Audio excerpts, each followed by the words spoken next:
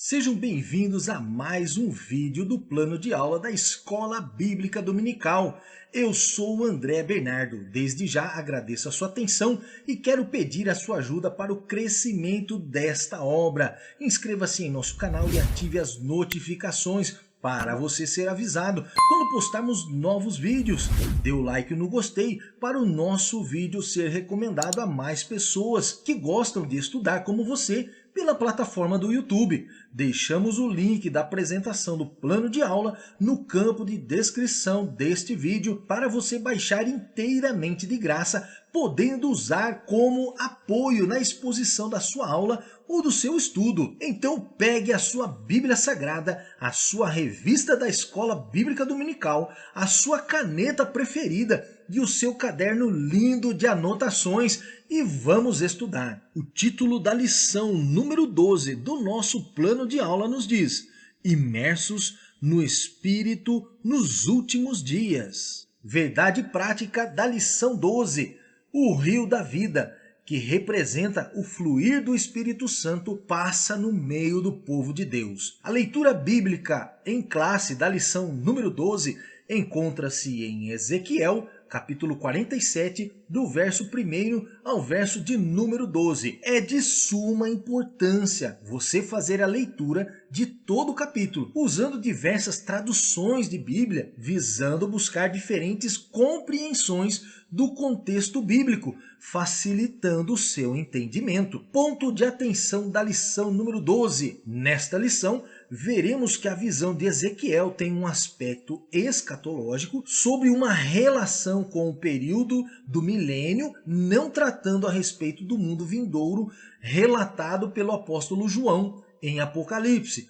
Possui também um aspecto pneumatológico, ou seja, as águas descritas no livro comparam-se ao enchimento do cristão pelo Espírito Santo, e uma visão escatológica do reavivamento geológico do Vale do Mar Morto.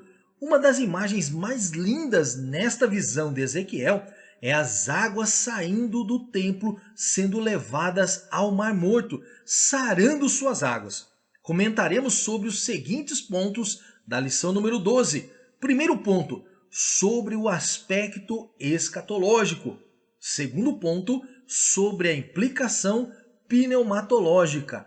E terceiro ponto, sobre o contexto geológico do Vale do Mar Morto. Palavra-chave da lição número 12, imersão. Guarde esta palavra no seu coração. Imersão. Definição de imersão: é mergulhar em algo líquido. A expressão para imersão mostra o contato direto da pessoa com o objeto que está conhecendo ou estudando. Simbolismo religioso: a imersão representa a morte, o sepultamento e a ressurreição. A imersão na água representa a morte e o sepultamento de Jesus Cristo, representando também a morte do nosso eu natural. Mais detalhes você encontrará no capítulo 6 de Romanos. Primeiro ponto, sobre o aspecto escatológico, a nascente do rio, uma interpretação escatológica e literal. A visão nessa passagem é futurista e literal, e as evidências tanto internas quanto externas dão sustentação para uma interpretação escatológica e literal. Se os dois templos que foram destruídos, o de Salomão e o de Herodes, eram literais, não faz sentido o novo templo ser uma mera visão, um símbolo ou figura para transmitir ideias ou simbologia. Portanto, será uma construção real. A sugestão de leitura encontra-se em 2 Reis, capítulo 25, versículo 9, Evangelho de Lucas, capítulo 21, versículo 6, Joel, capítulo 3, versículo 18 e Zacarias, capítulo 14, versículo 8. O guia celestial, um personagem que aparece desde o início da visão do novo templo. Esse anjo fez Ezequiel sair pelo portão norte e dessa forma contornar o templo no sentido horário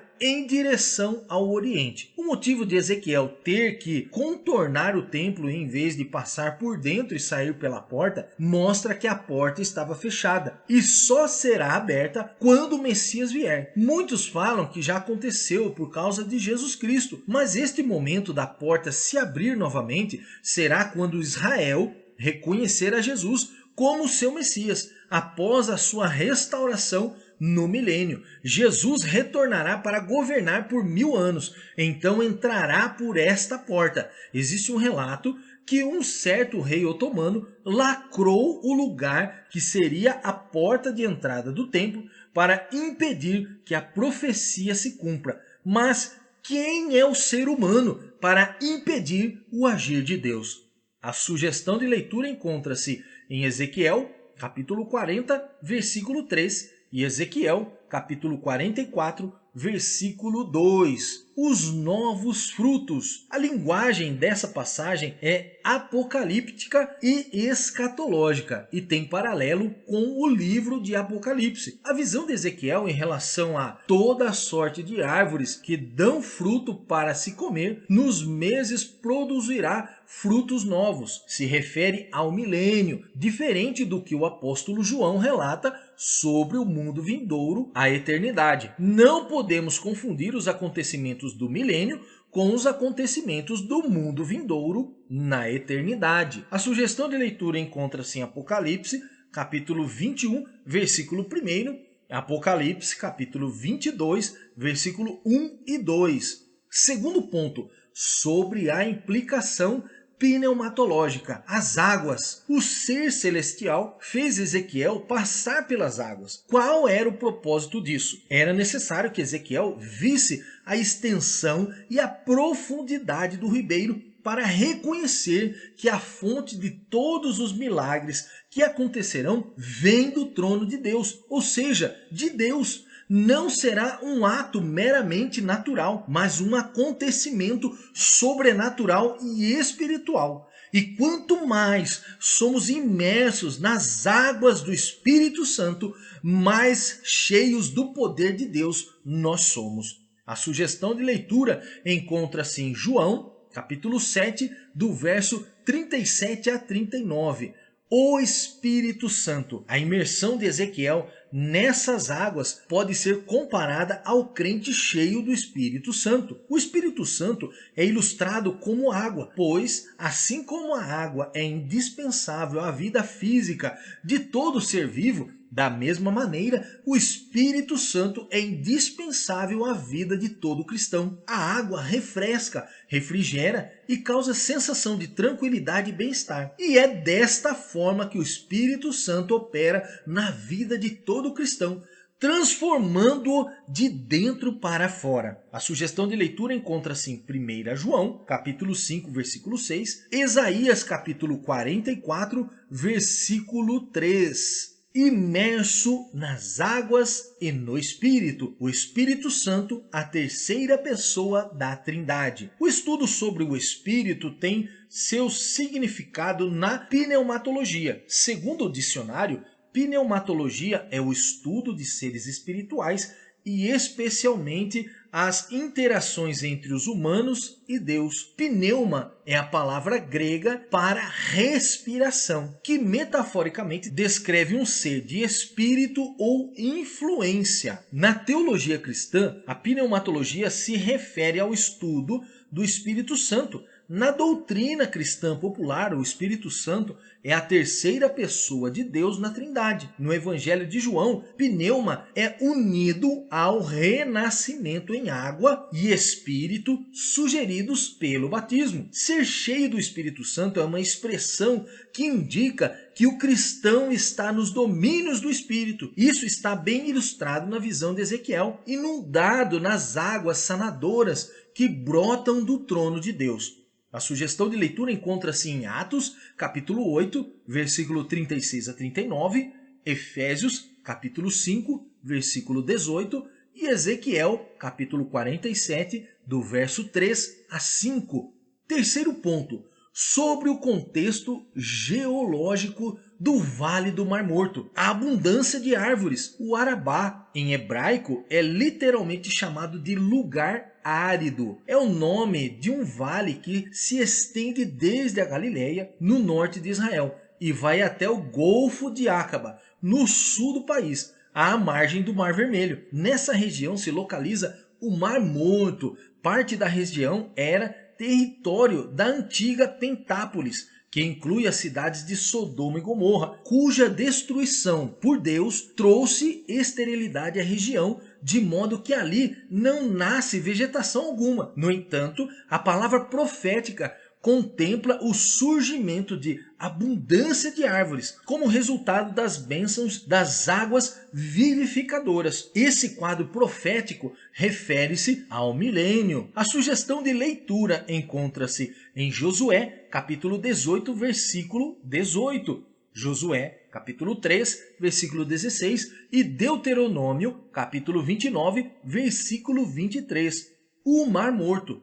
Essas águas, sendo levadas ao mar, sararão as águas. O Mar Morto, também chamado de Mar das Campinas, localiza-se na depressão mais profunda do planeta Terra. São 396 metros abaixo do nível do mar e é alimentado pelas águas do Jordão e de córregos menores. Não há vida nessas águas, pois contém uma concentração salina nas suas águas de mais de 30%. Muito acima da média dos oceanos, que é de 3%. O Mar Morto mede 60 quilômetros de comprimento e cerca de 22 quilômetros no seu ponto mais largo. A profecia de Ezequiel torna-se inimaginável devido à proporção do Mar Morto e sua profundidade. Mas o que seria impossível para o nosso Deus? A sugestão de leitura encontra-se em Gênesis, capítulo 14, versículo 3, Josué, capítulo 3, versículo 16 e Deuteronômio, capítulo 3, versículo 17. Vida no Mar Morto. A chegada das águas vivificadoras do templo. Segundo a profecia, além da restauração do Mar Morto, o resultado desse reavivamento é a grande multiplicidade do ecossistema marinho e vegetal, como no Mar Mediterrâneo, o Mar Grande.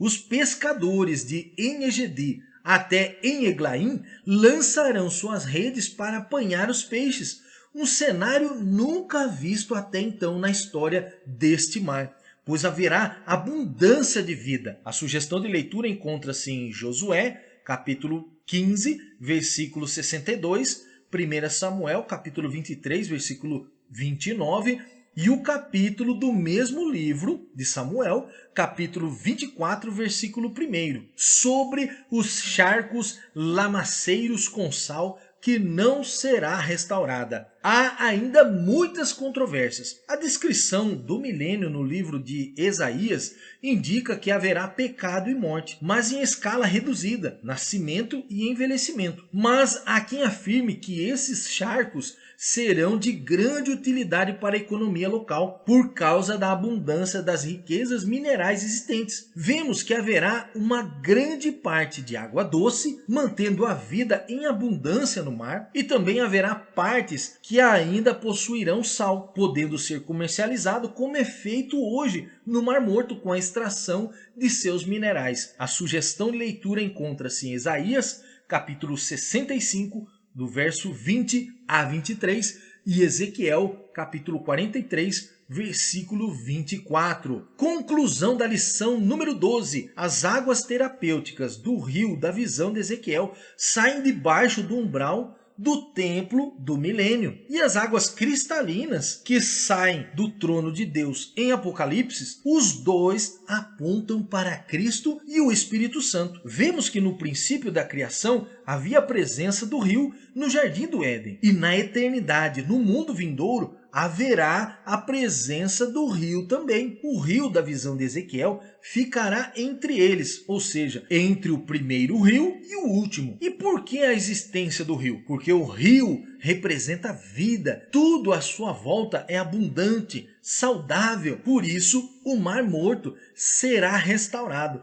porque diante de Deus nada permanecerá morto, sem que ele determine. Parabéns, você concluiu mais uma lição. Esperamos você na próxima aula para finalizarmos esse trimestre de estudo com o título O Senhor está ali.